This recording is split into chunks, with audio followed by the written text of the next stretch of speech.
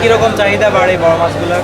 এখনও আমাদের বড় মাছ চাহিদা নাই, মানে এখন মানুষের আছে জামা কাপড় কেনাকাটা কালে। এখন মনে করেন যে মাছের বাজারে কাস্টমার খুব কম। আমরা পাইকারি বাজারে আপনার দাম একটু বেশি দিয়ে আনি।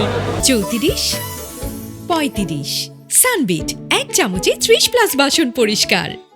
মাছের আমদানি একটু কম আর আপনার দামও বেশি, কিন্তু খুচরা বাজারে আমরা বেচাকেনি খুব কম করতেছি।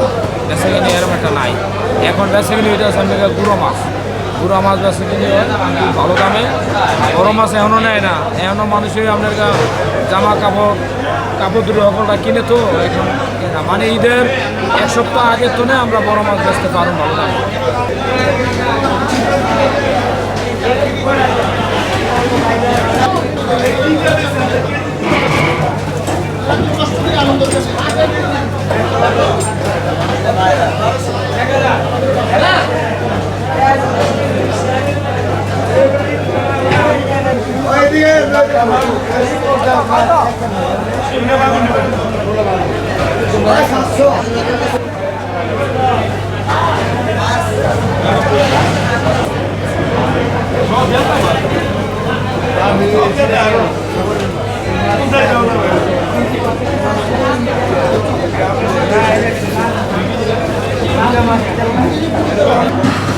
ইলিশ মাছের দাম?